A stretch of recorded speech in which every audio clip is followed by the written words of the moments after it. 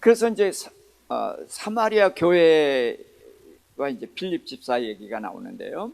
예루살렘 교회가 큰 박해가 나오니까 사도 외에는 유대와 사마리아 모든 땅으로 흩어지느라. 그래서 예루살렘에만 있던 교회가 온 유다로 퍼져나가는 거예요. 그 다음에 사마리아는 빌립 집사가 복음을 전파하고, 그 다음에 이제 흩어져서 나중에 안디옥까지 가게 되거든요. 그러니까 스데반 집사가 죽으니까 그런 거예요. 그러니까 여기서 많은 분들이 뭐냐면, 예루살렘 교회가 지네들끼리만 똘똘 뭉쳐서 지네들끼리만 잘 지내니까 하나님께서 핍박을, 이렇게 스데반 집사 죽이고 핍박을 한 거다, 그렇게 봐도 되지만, 저는 핍박으로 문제를 볼 일이 아니라 하늘의 밀이 땅에 떨어져 죽는 것으로 봐야 된다는 거예요. 그래서 하늘 아래 밀알이 땅에 떨어져 죽으면 많은 열매를 맺는다, 그 말씀대로 되고 있는 게 사도행전 이야기거든요. 그렇게 볼 수 있길 바랍니다. 그래서 스데반을 장사하고 이제 크게 웁니다. 자, 그리고서 이제 흩어진 사울은 이제 교회를 잔멸하고 성도들을 이제 옥에 가두고, 흩어진 사람들은 두루 다니며 복음을 전파합니다. 그래서 교회는 핍박 당하면은 무너지는 게 아니에요. 핍박 당하면은 흩어지는 거예요. 흩어져서 확산이 되는 것입니다. 그래서 이 수박 같은 것도 뭐 딱 깨지면 왜 팍 터지는 것처럼 이제 그렇게 흩어진다고 보면 될 것 같아요. 그때 이제 빌립 집사가 사마리아에서 그리스도를 백성에게 전파했거든요. 자, 여기는 우리가 좀 봐야 될 것 같아요. 자, 14절부터 함께. 예루살렘에 있는 사도들이 사마리아도 하나님의 말씀을 받았다 함을 듣고 베드로와 요한을 보내매, 그들이 내려가서 그들을 위하여 성령 받기를 기도하니, 이는 아직 한 사람에게도 성령 내리신 일이 없고 오직 주 예수의 이름으로 침례만 받을 뿐이더라. 이에 두 사도가 그들에게 안수하며 성령을 받는지라. 자, 여기까지. 자, 지금 빌립 집사가 복음을 전했어요. 자, 그랬더니 거기 어떻게 했냐면 6절 봅시다. 6절부터 8절. 무리가 빌립의 말도 듣고 행하는 표적도 보고 한 마음으로 그가 하는 말을 따르더라. 무슨 얘기예요? 교회가 성립이 된 거죠. 그렇죠? 빌립 집사가 복음만 전한 게 아니라 표적도 행했단 말이에요. 표적을 행했고, 그러니까 그것을 보고 따랐다. 자, 7절에 많은 사람에게 붙었던 더러운 귀신들이 크게 소리를 지르며 나가고, 또 많은 중풍병자와 못 걷는 사람이 나으니. 자, 그러니까 사도들에 비해서 부족한 게 있어요, 없어요? 하나도 없어요. 그렇죠? 귀신 쫓아냈고, 중풍병자 일으켰고, 안진뱅이 일으켰단 말이에요. 그러니까 사도행전의 앞에 베드로가 했던 거 다 하고 있어요, 지금 빌립 집사가. 근데 간단하게 했죠. 그래서 그 성에 큰 기쁨이 있더라 그랬는데, 그러니까 이제 사마리아에 하나님의 말씀을 받았다. 그런데 사마리아도라는 말을 썼어요. 그렇죠? 자, 14절에 예루살렘에 있는 사도들이 사마리아도 하나님의 말씀을 받았다 함을 듣고 베드로와 요한을 보내네. 그래서 왜 베드로와 요한을 보냈을까? 자, 베드로와 요한은 교회의 대표죠. 예루살렘 교회의 대표예요. 크게 이제 셋을 꼽는데, 베드로, 또 요한, 그 다음에 누구요? 예수님의 젖동생 야고보 사도. 그렇게 세 사람을 꼽는 거예요. 근데 두 사람을 보냅니다. 그래서 와서 보니까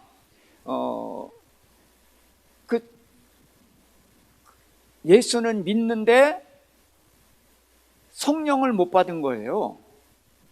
그래서 성령 받기를 위해서 안수 기도했더니 성령을 받았거든요. 자, 그런데 성령이 없이 예수를 믿을 수 있나요? 예? 성령이 없이 예수를 믿을 수 있어요? 자, 예수님이 제자들 보고 뭐라 했어요? 너희는 예루살렘을 떠나지 말고 아버지께서 약속하신 것을 기다리라. 누굴 기다려요? 성령을 기다리라. 아무것도 기대 안 해요. 기다려라. 그럼 성령이 오시니까 비로소 예수님에 대해서 다 이해가 되니까 뛰쳐나가서 복음을 전했잖아요. 그래서 3,000명 교인이 생겨나고 그때서부터 그 하나님의 역사가 나타난 거란 말이에요. 성령이 아니고서는 예수를 믿을 수가 없습니다. 그래서 그거를 성경을 좀 찾아보도록 하겠어요. 자, 요한복음 14장 26절입니다. 시작. 보혜사 곧 아버지께서 내 이름으로 보내실 성령 그가 너희에게 모든 것을 가르치시고 내가 너희에게 말한 모든 것을 생각나게 하리라. 그러니까 예수님이 가르친 것을 성령이 가르쳐주고 말한 것을 다 기억나게 해서 전하게 하는 거예요, 성령이. 그러니까 예수님이 다 했지만 성령이 오시면은 효과가 없어요. 자, 15장 26절. 내가 아버지께로부터 너희에게 보낼 보혜사 곧 아버지께로부터 나오시는 진리의 성령이 오실 때에 그가 나를 증언하실 것이야. 그러니까 성령이 와서 예수가 그리스도라 그것을 증거한단 말이에요. 그러니까 예수님이 내가 그리스도라고 했지만 못 믿잖아요. 그런데 성령이 오시니까 뛰쳐나가서 알고 이제 그때서부터 전하게 되죠. 자, 고린도전서 12장 3절. 내가 너희에게 알리노니 나 하나님의 영으로 말하는 자는 하나님의 영으로 말하는 자는 누구든지 예수를 저주할 자라 하지 아니하고 또 성령으로 아니하고서 누구든지 예수를 주시라 할 수 없느니라. 그러니까 성령이 아니면은 예수를 주라고 시인할 수가 없다는 거예요. 그리고 하나님의 영이 들어와 있는 사람은 예수를 저주할 자라 절대로 못 한다는 거지. 그 다음에 요한 1서 4장 2절입니다. 이로써 너희가 하나님의 영을 알지니 곧 예수 그리스도께서 육체로 오신 것을 시인하는 영마다 하나님께 속한 것이요. 예, 그래서 예수를 시인하는 영이 성령인 거예요. 그 성령이 아니고선 예수를 믿을 수가 없는 거예요. 자, 요한일서 5장 7절 8절. 증언하는 이가 셋이니 성령과 물과 피라 또한 이 셋을 합하여 하나이니라. 그래서 증언하는 이가 성령이라는 거예요.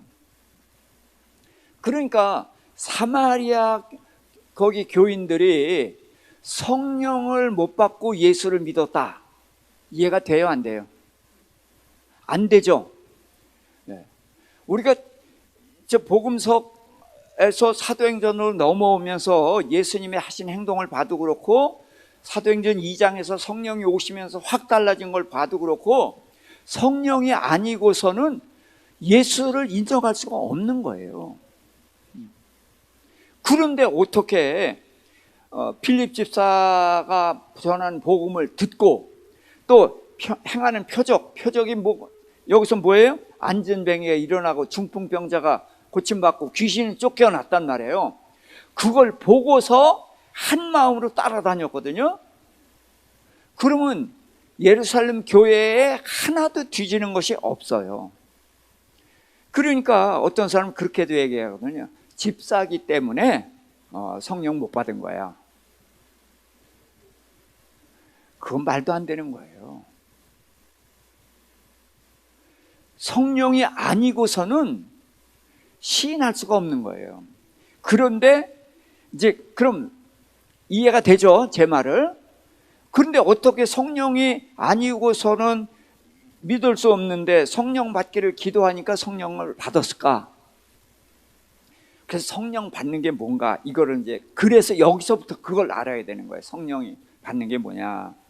자, 우선 그래서 이제 성령을 받았어요. 그랬더니 이제 그 다음으로 넘어갑니다. 25절 읽습니다. 시작. 두 사도가 주의 말씀을 증언하여 말한 후 예루살렘으로 돌아갈새 사마리아인의 여러 마을에서 복음을 전하니라. 자, 지금 예루살렘에서 사마리아로 올라왔죠. 그러니까 서울에서 평양으로 올라간 거예요. 그래서 올라가는데 갈 때에는 복음 전했다는 말이 없어요. 그렇죠? 그래서 가가지고 성령을 안 받아서 그러니까 안수해서 성령을 받게 한 다음에 내려가면서는 뭐예요? 어디에다 복음 전해요? 어디에다가? 사마리아 마을에 복음을 전한다는 거예요. 왜 갈 때는 전하지 않고 올 때 전했을까? 이상하죠? 그러면서 내가 아까 다시 한번 읽었었습니다마는 거기에 이제 14절에 예루살렘에 있는 사도들이 사마리아도 하나님의 말씀을 받았다 함을 듣고 파송을 하거든. 사마리아도라는 말은 우리가 이렇게 되면 도라는 말의 느낌이 오죠. 예. 자, 그래서 뭐가 뛰니까? 숭어가 뛰니까 망둥이 도 뛴다. 그러니까 망둥이는 뛰는 거예요? 안 뛰는 거예요? 예? 안 뛰는 거야. 안 뛰는 건데 뛴다. 그 얘기처럼 사마리아도 복음을 받았다? 아니, 사마리아가 복음을 받아? 이게 그거예요. 왜? 유대인과 사마리아는 교통해요, 안 해요? 안 하잖아요. 그러니까 예수님이 유대 땅으로 내려가니까 못 간다. 그렇게 길을 막았잖아요. 왜 그러냐? 사마리아는 우선 혈통적으로도 문제가 있어요. 자, 사마리아는 이제 이스라엘에 멸망하면서 많은 사람들을 포로로 잡아갔어요. 아수르로 잡아가고 그 다음에 많은 이방인들을 여기로 이주시켰단 말이에요. 지금 이제 중국이 그 작업을 하거든요. 그래서 이제 이슬람 지역 거기에다가 그 중국 사람 한족을 밀어넣어요. 자, 연길 그쪽에 거기 조선족 자치구거든요. 그런데 거기다 한족을 밀어넣어가지고 지금은 자치구라고 할 수가 없어요. 한족이 더 많아졌어요. 자, 그러니까 나중엔 저절로 없어지는 거예요. 조선족이. 그래서 한족으로 통일을 해버리는 거예요. 그래서 색깔을 지워버리는 역할을 하거든요. 자, 그 역할을 한 거예요, 사마리아가. 그러니까 혈통적으로도 혼혈이 되고 그 당시는 다 누구든지 신을 믿거든. 그러니까 자기 신을 가지고 온 거예요. 그래서 이 사마리아에서는 이방 신을 가지고 오고 여호와도 믿고 그러니까 종교도 짬뽕이 돼버린 거란 말이에요. 그러니까 유대인들이 사마리아를 인정하겠어요, 안 하겠어요? 그 사마리아를 인정을 안 하는 거예요. 그러면서도 어쨌든 줄이 연결돼 있긴 하거든. 그러니까 사마리아도 그러니까 어떻게 확인해 볼 필요성이 있다. 그래서 아무나 보내는 것이 아니라 확인하고 판결을 내릴 수 있는 사람. 그래서 베드로와 요한을 보낸 거란 말이에요. 이해가 되시죠, 이게? 자, 그랬는데 똑같으면은 이게 온 의미가 없어. 그래서 하나님께서 성령을 주셨는데 뭐를 안 주셨나? 성령은 뭘 하시는 분이냐? 은사를 주시는 분이거든요. 자, 그래서 고린도전서 12장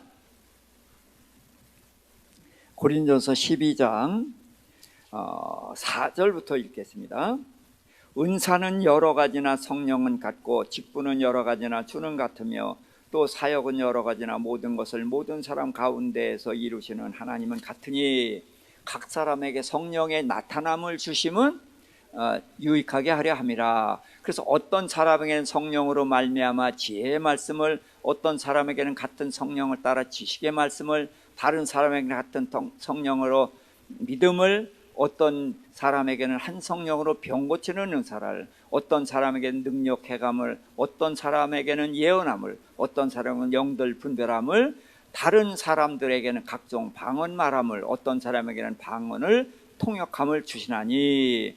그래서 이 모든 일은 같은 한 성령이 행하사 그의 뜻대로 각 사람에게 나누어 주시는 것이니라. 그래서 각 사람에게 나눠 주시는 거예요, 성령이. 성령께서 이제 이거는 은사죠. 은사가 뭐예요? 성령을 통해서 나타나는 어떤 사역, 그런 걸 나타내는 거예요. 예수 믿고 안 믿고 그건 은사에 속하지 않아요. 성령이 오시는 것은 예수를 믿었다는 확증이거든. 그러니까 성령이 아니고선 예수를 믿을 수가 없는 거예요. 그런데 그러니까 지금 사마리아 교인들은 예수 믿어요, 안 믿어요? 믿어요. 그러니까 성령이 있어요, 없어요? 있어요. 근데 뭐가 안 나타났어요? 은사가 나타나지 않은 거예요. 은사가. 그러니까 성령의 은사가 나타나지 않으니까 믿었는지 안 믿었는지 확인할 길이 없죠. 물론 대화해보면 알아요. 그런데 은사가 나타났으니까 이게 이상하니까 갸웃갸웃하거든요. 그래가지고 이리 와. 그러고서 안수를 했단 말이에요. 안수를 했더니 뭐가 터진 거예요? 방언이 터졌어요. 그걸 보고 성령을 받았구나, 그걸 인정을 한 거란 말이에요. 그래서 성령이 아니고서는 이게 아닙니다. 이거를 이제 어떻게 알아야 되는, 여기서부터 알아야 그 다음을 이해하기가 쉬워요. 사마리아는 어쨌든 자기네들 같은 혈통이에요. 혼혈족이긴 하더라도 혈통이에요. 우리로 말하면 이제 고려인. 고려인은 이제 러시아 사람들이라는 그 사람들하고 이제 피가 섞여 있죠. 그렇지만 우리 피가 섞여 있잖아요. 그 고려인 같은 사람들인 거예요. 종교적으로도 이제 많이 떨어져 있고, 이제 그러니까 이 사람들도 예수 믿어? 그래서 확인하러 가서 기도해서 성령 받는 것을 보고, 그래서 여기 성령을 받았다라고 볼 것이 아니라 은사가 나타났다, 그렇게 봐야 돼요. 그것을 보고서 그 다음부터는 뭐예요? 사마리아 여기도 하나님이 우리처럼 복음을 주셨어, 인정을 하니까 내려가면서 마을마다 이제 복음을 전하면서 내려가는 거예요. 자, 이해가 됐죠, 이게? 자, 이거를 그러니까 이방인에게 복음 전하는 것이 얼마나 어려운 것인지, 이제 그거를 이제 여기서부터 나오는 거예요. 여기서부터. 그리고 사도 바울을 이를 갈면서 죽이려고 그러거든요, 유대인들이. 왜? 이방인의 사도이기 때문에 그래요. 그리고 사도 바울은 그리스도 안에 있는 유대인들도 미워해. 본능적으로 그게 싫은 거예요. 그래서 이 부분을, 사마리아 복음 전한 부분을 꼭 그렇게 이해할 수 있길 바랍니다. 이때 성령을 받은 것이 아니라 은사가 나타난 것이다, 그렇게 보면 됩니다. 자, 근데 이제 여기서 시몬이라는 사람을 보이는데, 자, 시몬이라는 사람은 이제 전에는 이렇게 이제 좀 그 사기치고 그랬던 어떤 이적 같은 걸 행했던 사람이래요. 그게 어떻게 했는지 모르지만 9절에 보니까 마술을 행하는 사람이었거든요. 그런데 이제 빌립을 믿고 따라온 거예요. 그래서 그도 예수 믿은 사람이 된 겁니다. 자, 그런데 사도들이 와서 안수하니까 성령 받았단 말이에요. 은사가 막 나타나거든요. 그러니까 이 시몬이 사도들에게 이제 돈이 많으니까 돈을 주면서 나도 이렇게 안수하면은 이렇게 성령을 받게 해주세요 라고 요청을 했거든요. 자, 은사를 사모하는 거 좋은 거예요? 나쁜 거예요? 좋은 거예요. 근데 뭐가 문제예요? 영적인 것을 물질적인 것으로 살려고 한 거, 이게 문제가 되는 거예요. 이게. 근데 우리가 이걸 곧잘 섞습니다. 우리가 이것도 섞어요. 그래서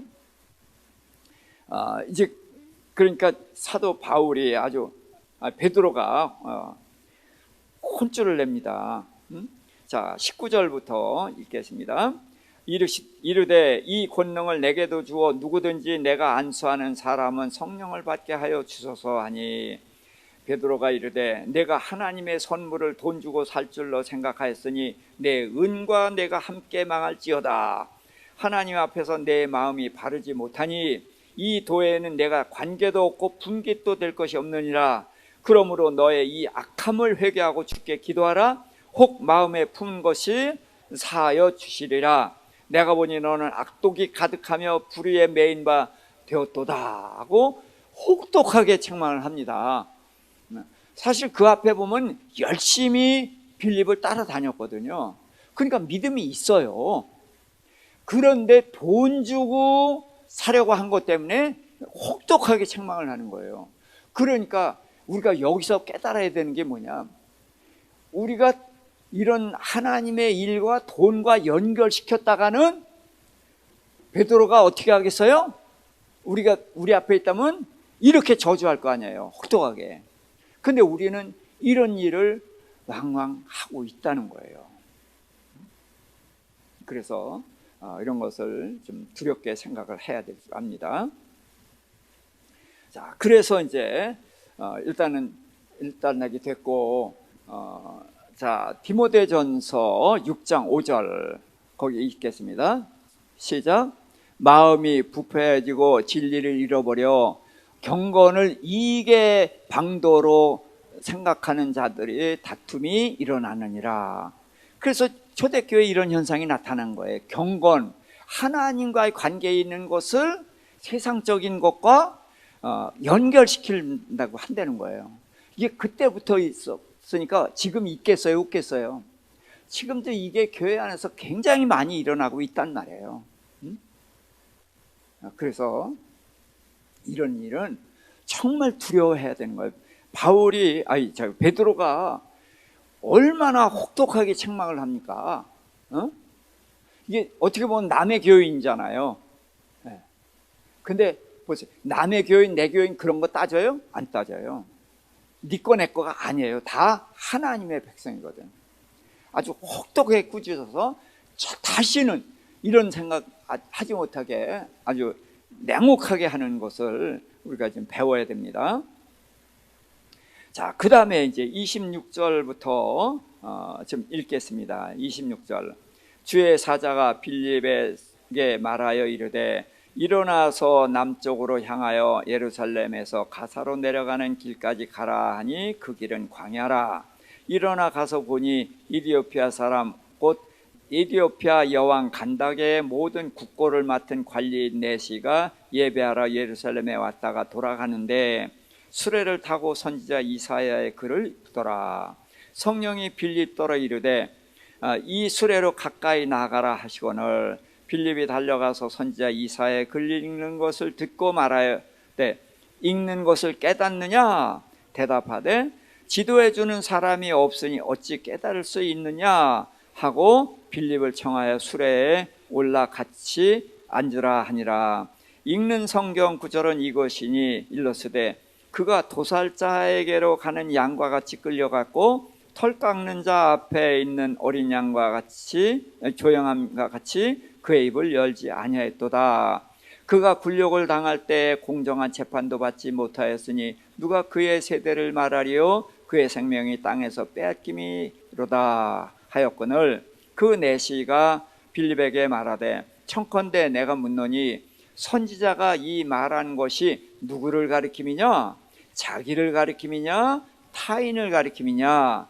빌립이 입을 열어 이 글에서 시작하여 예수를 가르쳐 복음을 전하니 길 가다가 물이 있는 곳에 이르러 그 내시가 말하되 보라 물이 있으니 내가 침례받음에 무슨 거리낌이 있냐. 자, 그래서 이제 침례받는 얘기까지가 나왔습니다. 자, 그래서 이 이디오피아는 이게 언제 복음을 받았냐 하면은 복음이 아니죠. 여호와 하나님을 믿는 거죠. 솔로몬 때에 이디오피아 여왕이 왔잖아요. 여왕이 온 후로 계속해서 그 하나님을 믿고 있었던 거예요. 그러니까 그 지금 간다게라는 여왕의 내시가 이제 예배하러 이제 성전에 예배하러 온 거죠. 교회에 온 게 아니라.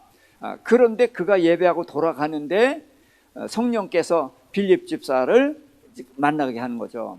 그래서 마차가 달려가는데 가까이 가서 들으니까 성경을 소리내서 읽고 있는 거예요. 근데 여기가 어디예요? 이사야서 어디? 이사야서 53장 얘기예요. 이사야서 53장은 예수 그리스도의 십자가 고난이 아주 정확하게 기록되어 있는 데인데 거기를 읽는 거예요. 그러니까 감이 잡혔죠. 그게 뭔지 알겠느냐? 그랬더니 가르쳐 준 사람이 없는데 어떻게 알겠냐? 올라와라. 그래서 이제 거기 수레에 같이 타고서 이제 쭉 풀어주는 거죠. 거기에서부터 이제 예수 그리스도가 어떻게 죽으시고 부활하시고 지금 교회가 어떻게 되어 있는 것까지 쫙 얘기를 해준 거예요. 그랬더니 웅덩이가 있는 거예요. 자, 그러니까 저기 물이 있으니까 나 침례다오. 그래서 거기서 침례를 주고 물에서 올라왔는데 어떻게 됐어요? 38절 시작. 이에 명하여 수레를 멈추고 빌립과 내시가 둘 다 물에 내려가 빌립이 침례를 베풀고 둘이 물에서 올라올새 주의 영이 빌립을 이끌어간지라 내시는 기쁘게 길을 가므로 그를 다시 보지 못하니라. 빌립은 아소도에 나타나 여러 성을 지나다니며 복음을 전하고 가이사랴에 이르니라. 자, 빌립 집사가 뭐 했어요? 축지법 썼어요. 그렇죠? 예. 빌립 집사가 축지법을 쓴 게 아니라 하나님께서 빌립 집사를 침례받고 물에서 올라왔을 때에 데려가 버린 거예요. 그러니까 그 내시는 없어졌네. 그런데도 이제 침례받은 기쁨에 감격해서 그리고 가는 거예요. 근데 빌립 집사는 근데 어디에서 나타났다고요? 아소도라는 곳에서 거기서 나타난 겁니다. 그리고서 거기서 이제 여러 성을 지나면서 복음을 전하다가 어디까지 갔다고요? 가이사랴까지 갔다. 빌립 집사가 한 일이 뭐예요? 사마리아에 복음 전하고 이방인에게 복음 전했죠. 자, 예수님이 제자들에게 뭐라고 했어요? 너희가 예루살렘 떠나지 말고 아버지께서 약속한 것을 기다리라. 그러면서 오직 너희에게 성령이 임하시면 너희가 권능을 받고 예루살렘과 온 유다와 사마리아 땅끝까지 이르러 내 증인이 되리라. 근데 지금 스데반 집사가 죽으니까 예루살렘에 있던 교회가 온 유다와 사마리아를 퍼져나갔어요. 그런데 사마리아에 복음을 전한 사람이 필립 집사인 거예요. 그래서 예루살렘, 온 유다, 사마리아, 그 다음에 땅끝의 이방인인데 제일 먼저 이방인에게 복음을 전한 사람이 필립 집사라는 말이죠. 그러니까 이거 우리는 집사가 어떻고 사도가 어떻고 이런 거 따질 게 아니란 말이에요. 그러니까 여러분들이 집사고 권사고 목사고 전도사고 이게 중요한 게 아니에요. 직분이 중요한 게 아니라 내가 선자리에서 내가 어떻게 사느냐, 그게 중요한 거란 말이에요. 그래서 이제 필립 집사가 이 굉장히 중차대한 그런 사역을 했습니다. 그리고 그래서 이제 가이사랴에 있는데 이 가이사랴에 정착을 했어요. 필립 집사가. 그래서 이제 나중에 사도 바울이 3차 전도 여행하고 돌아와서 또 여기 빌립 집사 가이사랴 빌립 집사 집에 들리거든. 그러니까 빌립 집사는 이렇게 전도 여행을 하고서 가이사랴에 정착을 했다. 네. 자, 이렇게 이제 여기까지가 이제 8장까지입니다. 네, 그러면은 다시 한번 정리해서 말씀을 드릴게요. 이제 스데반 집사의 중요한 역할이 뭐냐면 하늘의 미랄로 죽었다는 거예요. 그걸 놓치면 안 돼요. 그래서 사도행전은 예수 그리스도의 죽음, 스데반 집사의 죽음, 그 다음에 야고보 사도의 죽음. 그래서 예수님 말씀하신 대로 예루살렘과 온 유다와 사마리아 땅끝까지 이르러 내 증인이 되리라는 말씀이 그 세 사람의 미랄로의 죽음을 기준으로 퍼져나갔다는 거죠. 자, 그러니까 미랄로 죽으려면은 알곡이 돼야 되잖아요. 그러니까 스데반 집사는 뭐 사도들에게 조금도 부족하지 않게 모든 이적도 다 행하고 그랬단 말이에요. 그러니까 알곡인 거예요. 그러니까 알곡을 심으니까 많은 열매를 맺죠. 그 다음에 예수님이 제자가 12명이지만 12를 다 끌고 다니는 게 어렵거든요. 그래서 대부분 이제 절반 이상은 세 사람만 데리고 다녔거든요. 그 세 사람이 누구예요? 베드로와 야고보와 요한이에요. 그 야고보란 말이에요. 그래서 야고보를 먼저 데려갔고 또 너희가 내 잔을 마실 수 있느냐? 그래서 마실 수 있다고 그랬단 말이에요. 그래서 그 대답한 것도 그것도 하나의 기준이 됐던 것 같아요. 그러니까 야, 이거 말 잘해야 되겠다. 그렇게 얘기들 하거든요. 이 얘기하면은 그런데 그 얘기는 뭐예요? 야고보 사도처럼 안 죽어야지 그 얘기죠. 그런데 야고보 사도처럼 죽을 수 있으면은 죽는 게 멋있죠. 예. 그러니까 알곡이 돼서 그렇게 해서 제일 먼저 사도 중에 1호로 부름받아 갔다. 그거 자랑스러운 거잖아요. 예.